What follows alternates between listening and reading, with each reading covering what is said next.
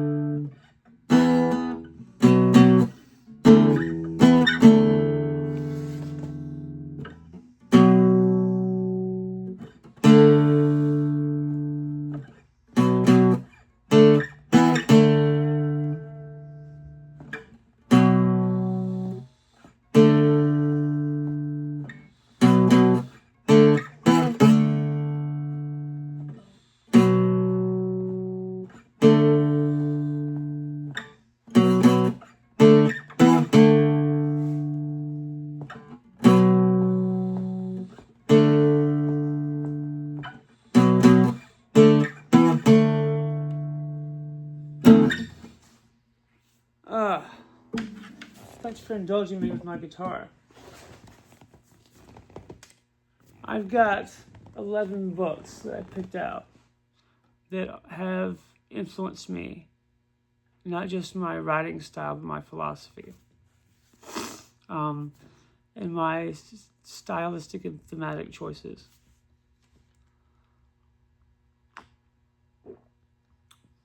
Fast and French is my favorite restaurant in Charleston. It's a small place. It doesn't seat very many. It's on Broad Street near the Judicial Center. It's a French place. And they do fondue on Thursdays. And they have cafe cream, which is ice cream and coffee. And it's like the best treat in the world. For any time I'm back down there, which is any time I'm seeing my sister and our new baby, my new niece, Daphne, which I'm over the moon about. And I played Daphne some music on my guitar. It was her first music, and she cooed and smiled at me, and it was the best feeling in the world. And I can't wait to watch her grow, and I can't wait to correct a society for her to grow up in properly, and give her a proper country once again to live in. My dad always comes up with the coolest shit, and we always are on the lookout for cool pens and pencils and shit like that. Even this box is cool. It's Mitsubishi pencils, the Japanese box. I tore it open like a jackass out of frustration because I'm autistic as fuck. But otherwise, I love this box. And me and my family love cool shit like that. Also, Skillcraft U.S. government pens. My go-to pen. I've written countless notebooks full of thoughts and musings with that pen. Moleskin, used by Hemingway and Van Gogh as a receptacle for your thoughts. I love these products, and I would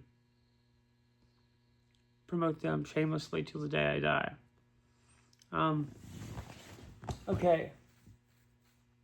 A Movable Feast by Hemingway is our number one. This is like a sprawling love letter to the city of Paris in a very special time and place. Hemingway makes you want just the sentimentality and romance in this novel is off the charts. This book has made young men want to drop everything they know and move to Paris and become a writer and shit like that, and live the artistic life that Hemingway sought for going on 100 years now. Let me read a synopsis about this. A Movable Feast by Ernest Hemingway. A Movable Feast by Ernest Hemingway is Ernest Hemingway's memoir of his years as a struggling writer in Paris during the 1920s. The book recounts his experiences, offering glimpses into the lives of fellow expatriate writers and artists. The synopsis details Hemingway's life, from writing in cafes to interacting with literary figures such as F. Scott Fitzgerald, Gertrude Stein, and Ezra Pound.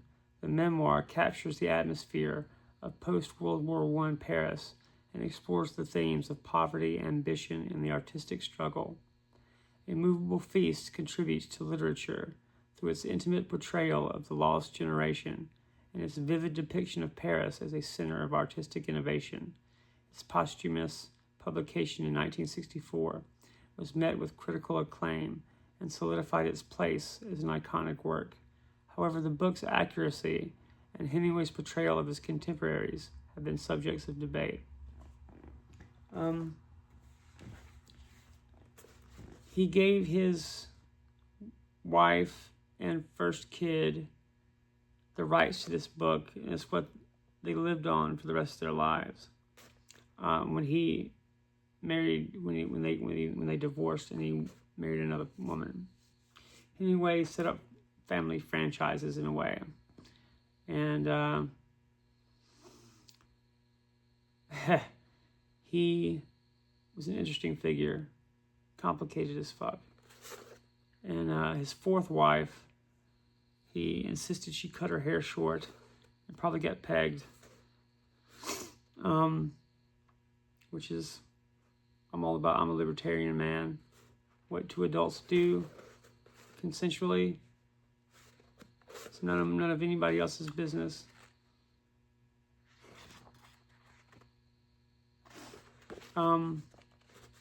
It gives a glimpse into the writer's life and is super romantic. And it's kind of a romantics manifesto and is giving people a glimpse of Paris who couldn't otherwise go there. Hence the title, Paris is a Movable Feast. One of my favorites. And I'm going to write something similar about Paris if I ever get back there. I have this dream, however, like cliche, of being a writer in Paris with a lover's nest apartment overlooking the Seine. I'm going to make that happen one day if I have to keep shamelessly self-promoting myself endlessly. I'll do it so I can have my apartment in Paris. Okay. Being in Time by Martin Heidegger. This is more of an academic text on metaphysics and philosophy. It's really difficult reading. It's got very specialized language. And, well, let's see what the AI says. Being in Time by Martin Heidegger. Being in Time, published in 1927, is Heidegger's principal work. It seeks to revive the question of being through the analysis of Dasein, human existence. The synopsis covers Dasein's fundamental structures: being in the world, anxiety, temporality, and authenticity.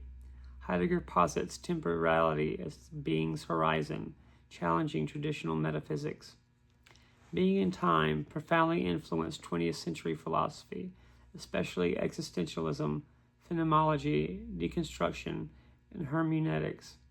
Its concepts of Dasein, authenticity, and being in the world revolutionized philosophical discourse.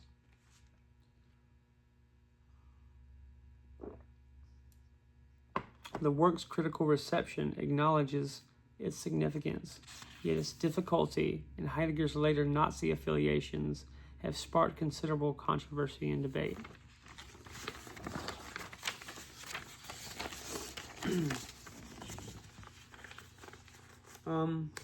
It's a tough read, that's for damn sure. But it's got some interesting concepts. It's worth the read. The next one, The Garden of Eden by Ernest Hemingway. He gets 2 places on my top 10. The Garden of Eden. It's about the honeymoon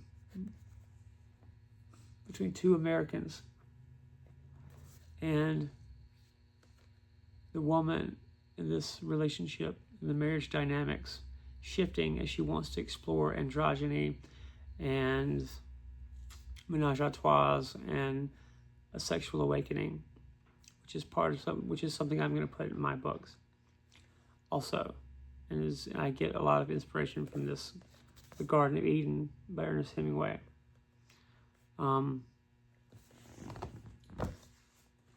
Garden of Eden, published posthumously in 1986, centers on the honeymoon of David and Catherine Bourne in France and Spain. The narrative explores their evolving marital dynamic as Catherine initiates increasingly experimental sexual encounters, introducing androgyny and gender fluidity into their relationship. The synopsis reveals Catherine's desire to transform their identities, pushing David to accept her changing self. The arrival of Merida introduces a menage a trois, further complicating their relationships. David, a writer, struggles with his creativity amidst the emotional turmoil and his jealousy. The novel contributes to literature through its exploration of unconventional themes for Hemingway. Its critical reception was mixed, and with discussions focusing on the extensive editing of a larger manuscript and its coherence within Hemingway's body of work.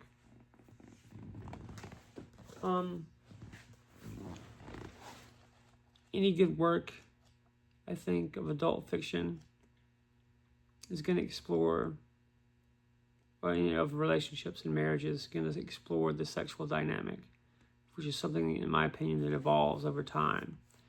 And it's super important in intimate relationships. And I'm a playful guy, and I like fun shit. So I kind of get why this is not seemingly an outlier in F. Hemingway's themes. He experimented with unorthodox sexual practices in his personal life. It's not really something I do, but it's interesting, and it can show us what a person's thinking. It can give a window into what they're struggling with at any given time, and is a window into the soul, I think, the sexual dynamic of their intimate relationships. It's important. And it's important that in those relationships you have a safe place and safe space to explore and play. I think that's super critical.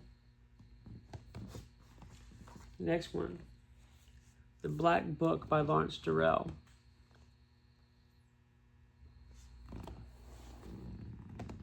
The Black Book centers on a group of artists residing in a London hotel as they struggle with disillusionment and existential crises.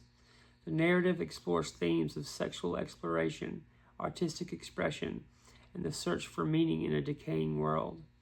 Its synopsis details the characters' intertwined relationships and psychological journeys. The novel's experimental style, influenced by James Joyce, employs a stream of consciousness and vivid imagery to capture the characters' inner states.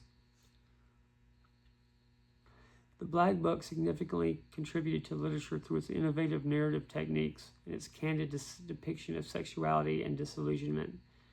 Initially a succès de scandale, it garnered praise from T.S. Eliot and Henry Miller, and is now recognized for its literary innovation and its importance in Durrell's development. Again, this is the kind of shit I like. A bunch of artists fucking each other silly in an exotic location, which is what a lot of these books are about. I got to live that and continue to live that in some ways. The artist's life is not just fun and fucking around, although it's a big part of it. I take fucking around seriously. I don't fuck around with fucking around, as I say.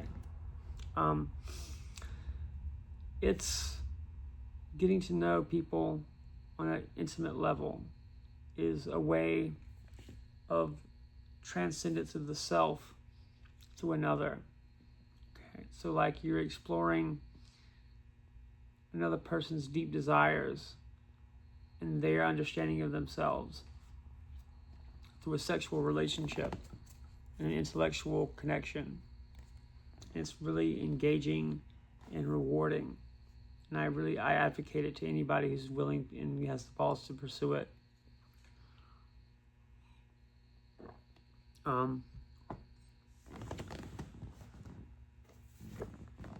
The Black Book by Lawrence Durrell.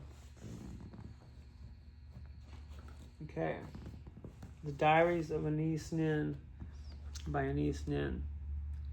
The Diaries of Anais Nin is a multi-volume work offering an intimate look into Nin's life, thoughts, and relationships. The synopsis covers Nin's explorations of female subjectivity, sexuality, and psychology, detailing her relationships with literary and artistic figures like Henry Miller and Otto Rank. The diaries chronicle her artistic development and personal struggles. The diaries made a significant contribution to literature through its groundbreaking exploration of female experience and its blurring of fiction and autobiography. The initial expurgated versions, beginning in 1966, had a notable impact, but later the unexpurgated editions were even more influential. The critical reception highlights their importance in feminist literature, psychoanalytic thought, and the genre of life writing. This woman is loved by deviants all over the world and sex people. I'm going to read some of the back. With this 6th volume, let me start over. Critical praise for the Diary of Anais Nin, Volume 7, 1955 to 1966. 6. With this 6th volume, Anais Nin's diary has become a chambered nautilus of a work, luminescent and elegant, starting in a secret center, life building its own structure, leaving its impress on form itself, emerging as a finished work of art.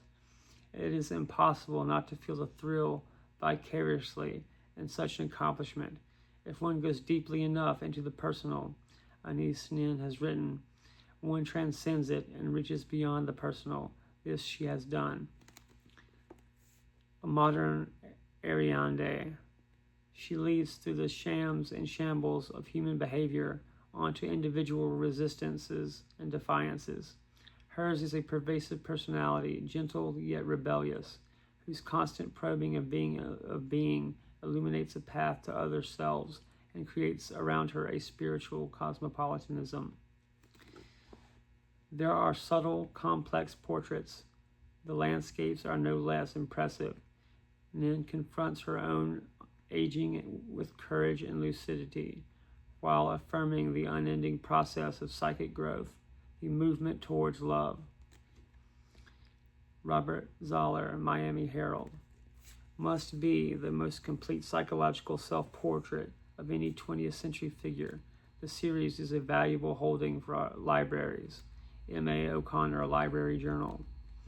The heart of the diary lies in its vision of life and its exploration of the feminine experience.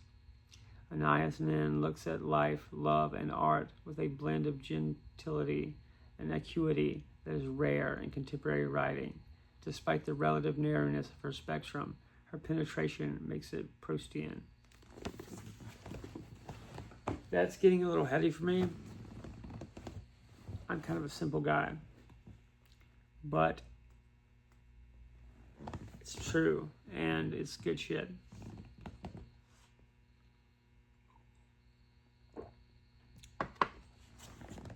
This is a cool relic. The Tao of Wu by the Rizzo. I'm not huge with hip hop. There's like the ones that do it well are phenomenal, but there's just so much mediocre crap that it's hard for the good ones to break through. But the Wu-Tangs of the world are truly special. The Tao is a like Eastern philosophy, essays, and autobiography, axioms in the vein of the I Ching, wisdom literature. Really cool shit. What Wu-Tang does is really unique in all of music, I think. And it's been endlessly copied in multiple genres since. Okay. The Unabridged Journals of Sylvia Plath. This gets teenagers through their crazy, shitty lives. You will find this book in every depressed teenage girl's bedroom for a reason. It's necessary in the American education. Super expressive, insightful, honest. There's so much here. So much original thought in one volume. It's like an endless repository of cool phrases. She is a wordsmith for sure. Sylvia Plath. You can't go wrong with her. Ted Hughes did not do her right, as everyone knows. That whole dynamic between a female genius and a male genius is not something I would do myself. I don't need the competition in my personal life.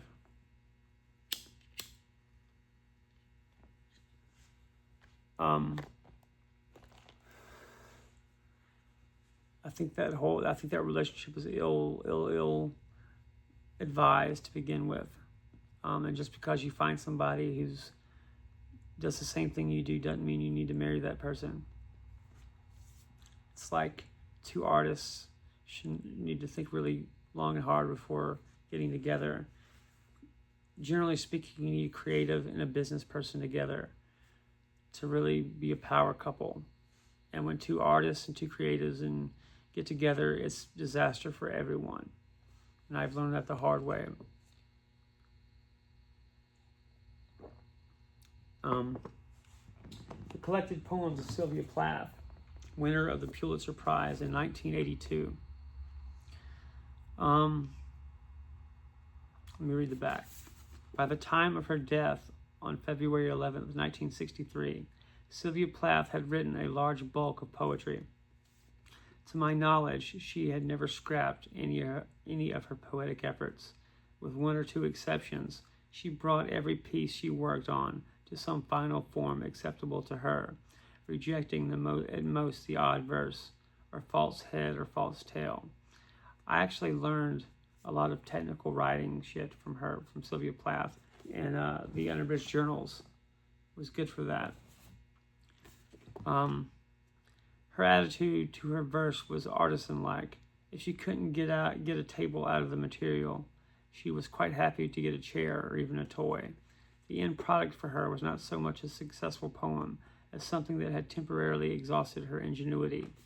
So this book contains not merely what verse she saved, but, after 1956, all she wrote, the aim of the present complete edition, which contains a numbered sequence of the 224 poems written after 1956 together with a further 50 poems chosen from her pre-1956 work, is to bring Sylvia Plath's poetry together in one volume, including the various uncollected and unpublished pieces, and to set everything in as a true chronological order as is possible, so that the whole progress and achievement of this unusual poet will be accessible to readers.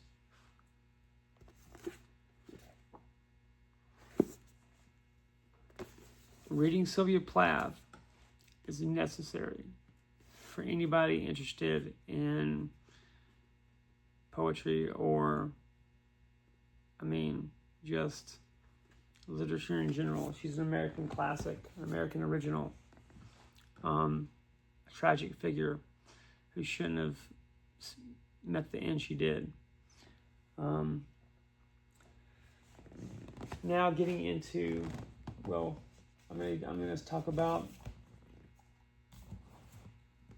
one more dead poet before I get on to my favorite contemporary living artists. Okay, Arthur Rimbaud, A Season in Hell and the Drunken Boat. This is what has been in my back pocket all over Europe.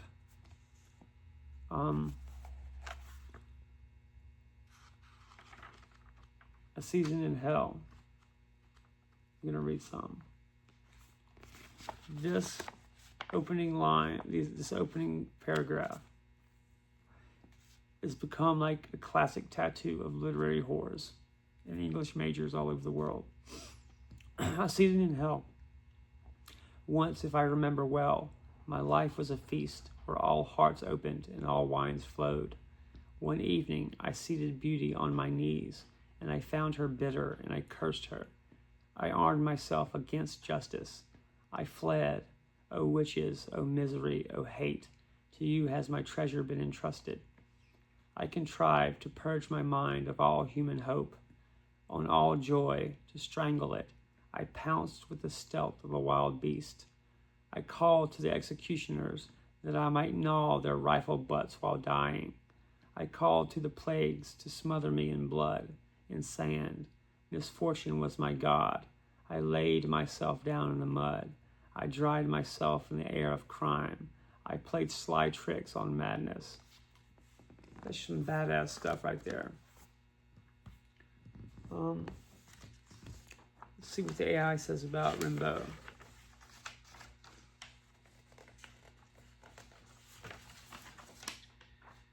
A Season in Hell by Arthur Rimbaud. Arthur Rimbaud's A Season in Hell, self-published in 1873, is an extended prose poem chronicling a spiritual and artistic crisis. It delves into themes of damnation, colonial guilt, and a desperate search for meaning. The synopsis reveals Rimbaud's journey through hellish landscapes, exploring the depths of human suffering and moral decay.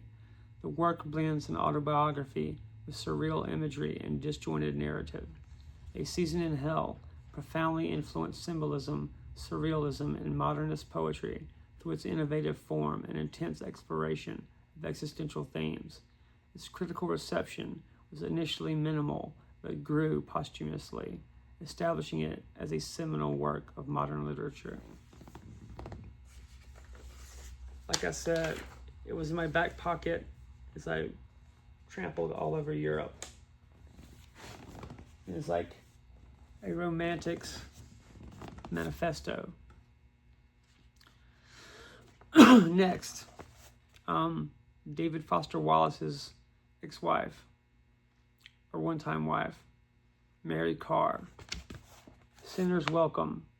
In this collection, she explores her new faith in Catholicism, which I think faith and religion can be good things. It doesn't necessarily have to be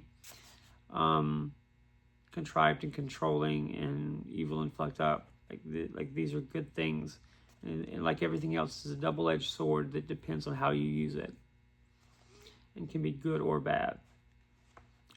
Sinner's Welcome is one of my personal favorites. Mary Carr is probably my top in the top three for sure living poets. And I'll show you why.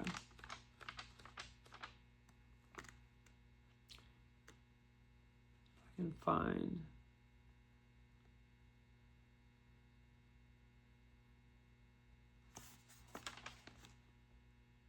I love artists who explore religion and faith. Who the Meek Are Not. This is my favorite poem, or one of them. 23. I do not take care of my stuff, and this has water damage. So, who the meek are not. Not the bristle-bearded Igors bent under burlap sacks, not peasants knee-deep in the rice paddy muck, nor the serfs whose quarter-moon sickles make the wheat fall in waves. They don't get to eat. My friend, the Franciscan nun, says we misread that word meek in the Bible verse that blesses them. To understand the meek, she says, picture a great stallion at full gallop in a meadow who, at his master's voice, seizes up to a stunned but instant halt. So, with the strain of holding that great power in check, the muscles along the arched neck keep eddying, and only the velvet ears prick forward, awaiting the next order. That is some talented shit. And top of the line writing is better than what I do. Hopefully I'll get there one day, though. I'm still young, early in my career. The last one, Jack Gilbert, Refusing Heaven. I bonded with a chick at Winthrop who loved my shit and treated me like a rock star because of my love of Jack Gilbert we shared. And of course, like I mentioned before, anybody who gets to know me and loves me in some way will end up hating me very quickly. And I don't know why that is, other than I'm autistic as fuck. And I don't mean to do it on purpose. So, winner of the National Book Critics Circle Award for Poetry. Refusing Heaven, poems by Jack Gilbert.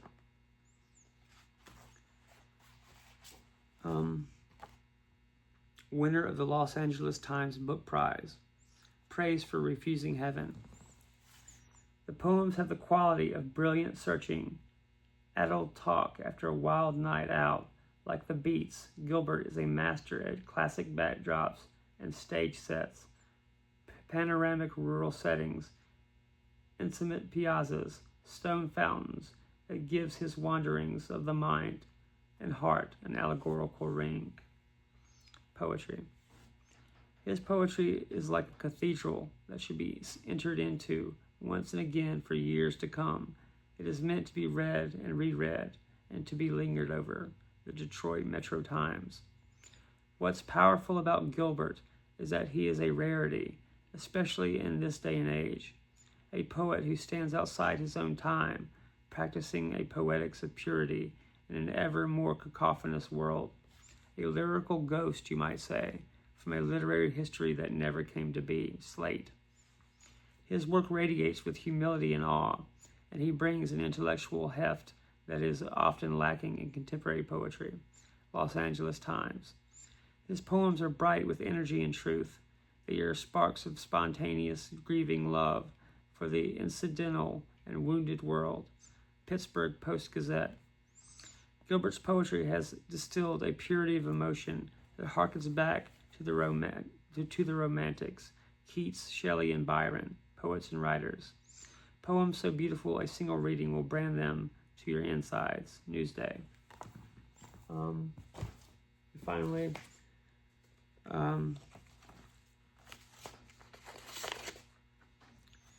Refusing Heaven by Jack Gilbert. Refusing Heaven, 2005, is a poetry collection known for its stark and direct style. The poems meditate on love, loss, grief, especially for his wife, Michiko Nogami, mortality, memory, and the beauty found in living passionately. The synopsis covers Gilbert's reflections on life's intensity. He approaches themes with an unadorned yet profound poetic voice. Refusing Heaven significantly contributed to contemporary American poetry, bringing wider recognition to Gilbert's uncompromising style late in his career.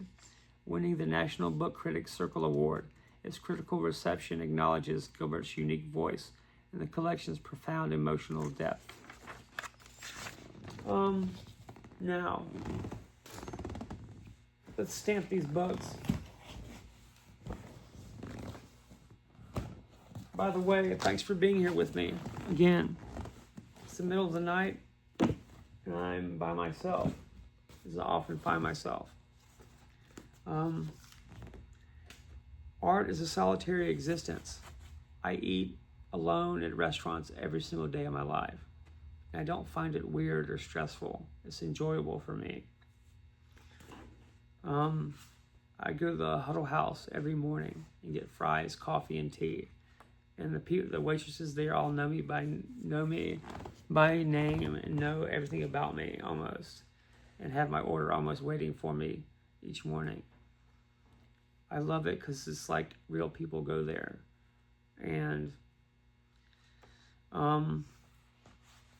as much as I like to go to Amelie's in Rock Hill and get a cafe au lait and be fancy, there's something to be said about a diner and a greasy spoon and regular people. So much of what I do is trying to give regular people an intellectual hero. Like my dad is an auto mechanics teacher and was a NASCAR pit crewman.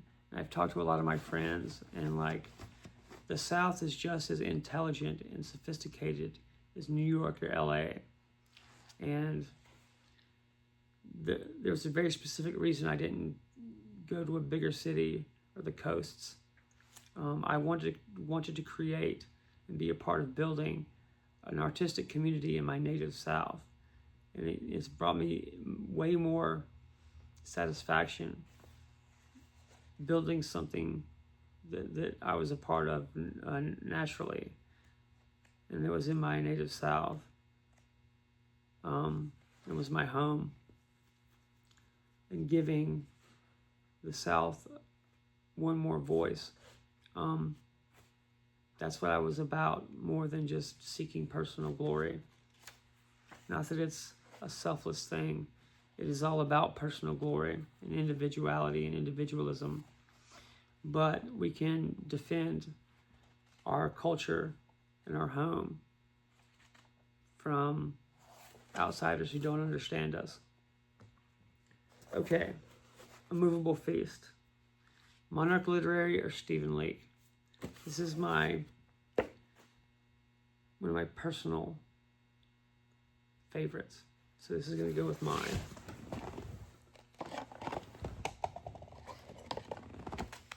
When I went to Paris, I went with Rob McFarland, and we romped around the old catacombs and the Père Lachaise and the Sacré-Cœur. It was so much fucking fun. And I can't wait to do it again. We just don't have much money. But that should change soon, as I'm putting out all kinds of art and products and shit and working. I've been putting in like 14-hour plus days every day almost for 3 months, getting my double album recorded and written. And it doesn't really feel like work. I've been having a fucking blast. Okay, the Black Book Press, or the Black Book. This is also going to be mine. This has personal significance to me, as if it didn't, as if it wouldn't, but I mean, on another level almost.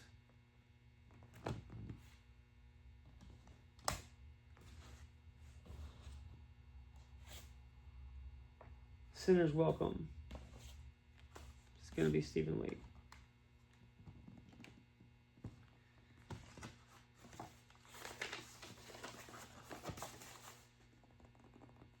All right. I'm so happy that my sister got me this stuff.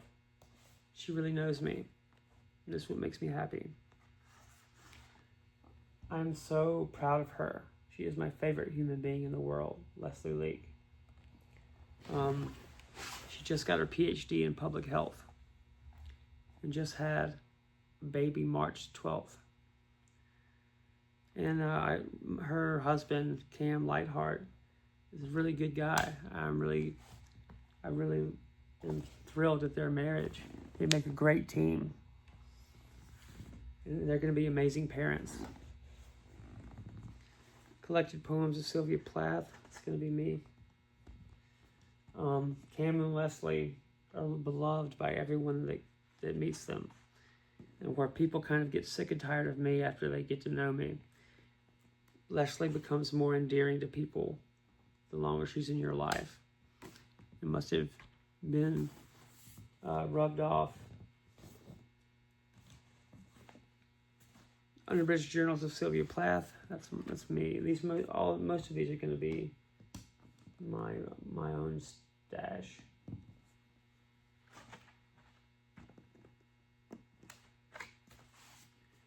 Like I said, my sister knows me. She's been a great supporter of my work for a long time.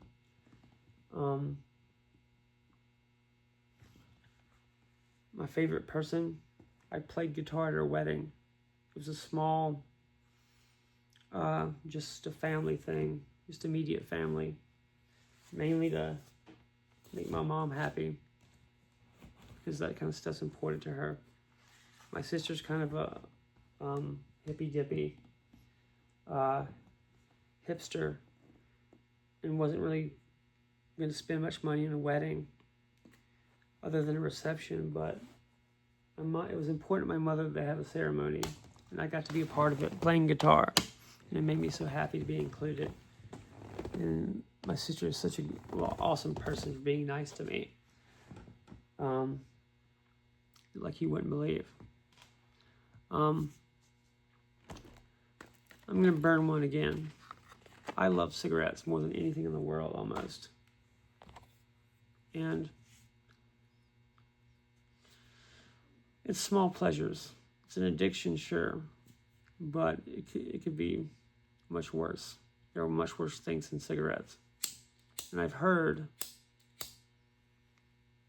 that nanotechnology in the body is destroyed with nicotine from the vaccine. Not to get too conspiratorial, but I think it could save lives.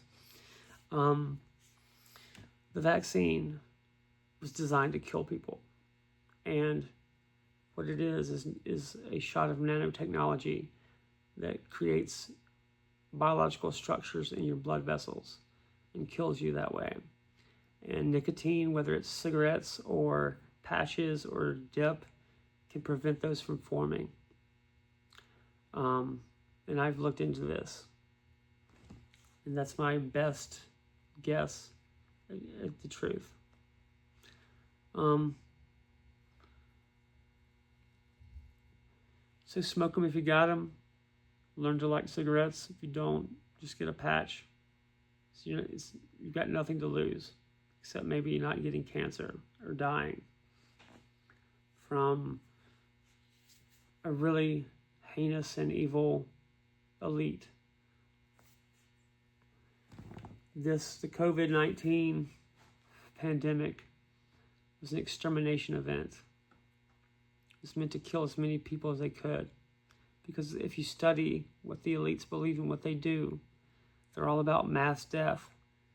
It's a satanic ritual. It's a rite. It's part of their religion to kill and enslave you. And I know this is unpleasant, and you'd rather not have to deal with it. But this is what the time we live in demands of us. And we have to come together and resist it, or it's going to keep happening. We have to put the people who did this in prison, at the very least, and enshrine laws that protect bodily autonomy, or it's going to keep happening over and over.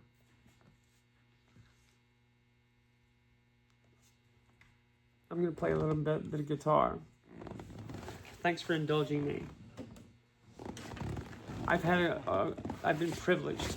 It's been the great privilege of my existence to be surrounded by some of the most badass human beings to ever walk God's green earth. And I mean that.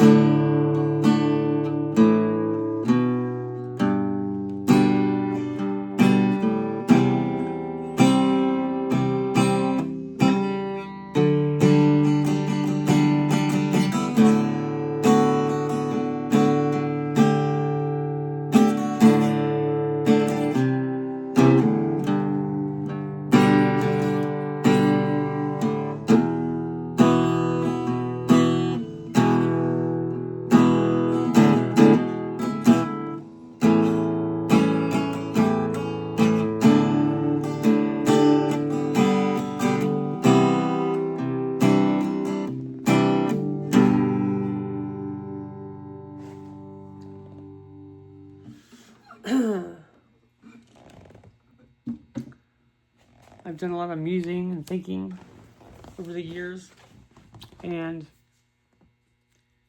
One thing about what's happening in the world right now, and the Trump administration is doing its best to put an end or bring the Ukraine war to an end and a peaceful conclusion. And the only people that benefit from ongoing war is the military-industrial complex and international central bankers, which are the cause of all these wars. And our Federal Reserve is not federal. It's a private institution that is owned by European central bankers, and they are sucking us dry. And we do not have sovereignty as long as the Federal Reserve exists. And we will be condemning our children to perpetual war, and every generation of Americans will be sent to war like clockwork until we throw off these central bankers. These central bankers have reduced Russia to absolute shit for 100 years because they refuse to be a part of the global scheme of finance of 100 years ago. And so the international bankers contrived communism specifically to destroy Russia and make it a pariah state. They are patient and ruthless, and they will lay waste to entire civilizations for no other reason than you pissed them off and snubbed them 100 years ago. They're evil as fuck, and we have to stand up to them. And they were behind the slave trade in the American South, the Civil War, and it's British, it's England, it's the British crown. We are still fighting the British over sovereignty and freedom in 2025. And it's the second American Revolution happening clandestinely and quietly, with fifth generation warfare weapons and social media and technology and money. And the American people, under the leadership of Donald Trump, have woken up to this in large part and are fighting back. And America, with America First and MAGA, is inspiring a populist movement all around the world for the people of all of these countries to stand up to this one world government shit and this globalization that doesn't serve anyone but the elite. And the John Birch Society has been on this for decades, trying to tell everyone what would happen if these people are given more power. And they've been right about everything so far. So it is rebranded communism, which is such a waste of time and resources to have to fight. It is 200-year-old ideologies and ideas that didn't work in their own time and are completely irrelevant to 21st century realities. We've had to waste so much time and effort because the elite will not give up communism for fuck's sake. And we could be in the 31st century. We could be in Jetsons land if it weren't for these motherfuckers who are anti-human Satanists at the core. They're atheists, but they have a satanic worldview and use religion to control people. They're actively using technology such as weather weapons, directed energy, the media, and Hollywood, among other things, to mimic the book of Revelation, to scare and manipulate American Christians into supporting Israel, no matter how crazy and fucked up their shit gets.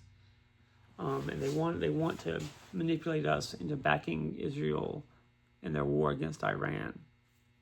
They have planned the destruction of Iran for decades, and they are chopping at the bit to get at them. And we cannot let them just continually sacrifice our young men and women to the altar of their fucked up God of money and power and shit, just for their own, I don't know what you would call it. It's criminal insanity is what it is. And it controls our country. Politically, AIPAC, American Israeli Political Action Committee, they've killed American presidents for not supporting Israel. And I'm in a unique position where I have nothing to lose from talking about this kind of stuff. Regular people with jobs and families may not be able to talk openly about this, but I can, and I'm going to do it. Because I make my own money, and I'm not dependent on other structures for my survival. And I don't have any debt, and I don't have any kids or children or responsibilities outside of my own well-being. And it's important that people in this country understand we're occupied by the Jewish political establishment, which is really Great Britain, and European royalty and bankers working with the American elite against the American people. And to the extent that I can do anything about it, I'm going to tell people about this every chance I can get.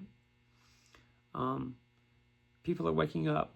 People have seen the truth. They've seen the mainstream media lie through their teeth to the people.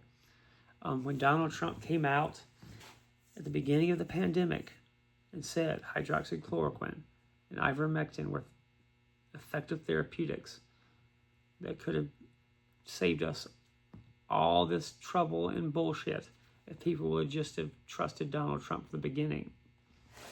Ivermectin and hydroxychloroquine have been proven effective at treating COVID-19. And it's not even that serious of a disease to begin with. And it's mainly hype. Children have no business getting vaccinated when they have almost zero risk of death from COVID anyway. Vaccines are inherently dangerous. How is this their method of operation, and is risky to begin with. And any doctor worth his salt or medical professional will tell you that. But doctors in this country have gotten away with so much fuckery. It is criminal. They give you so much unnecessary shit that is practically poison and damn near make you sick, make you even more sick on purpose to squeeze more money out of you. And we have got to jack up the cost of civil liability for wrongful death and negligent homicide until these corporations, until it's no longer viable for these corporations to openly flaunt human life the way they do. And if we put it into the legal system, that the penalties for this is so outrageous, like $50 billion for death per, and make it so outrageously expensive to take human life, it will end, and they will change their business model if we affect their precious fucking money. That's how we beat them. So that's the truth to my best understanding. And I have built a reputation for myself built on radical honesty with everybody that knows me well, even the people who don't talk to me anymore. I don't lie. I don't bullshit people. I don't betray people. I don't use or manipulate people. I'm honest to the bone, and I love human beings. I do what I do because it's fun, and I feel like I can be a cheerleader for truth in America while doing it, and spread the word and teach humanity and posterity how to fight this. Because I've spent years studying it. As I've been writing and developing my craft, I've been obsessively studying the elite and the systems of our enslavement and coercion. And We can win, and we are going to win. But we have to make our voices heard and demand shit. Americans have so much bargaining power, it is absurd. The American people have all the power and don't realize it. The American taxpayer can have their way if they just demanded it from their leaders and put their asses on check and on notice. You have so much power, and you need to start using it and learning how to wield it. And we can be going into a golden age of peace and prosperity, and a return to like traditional values, and even progress further, and have a epic win for our country and humanity and the world as a whole. The world does better when America is sovereign. That needs to be our number one focus. We can't do shit until we have sovereignty, until we throw off England and the international bankers and resist a central bank digital currency. We have to resist that with everything we have. We cannot let it take hold here.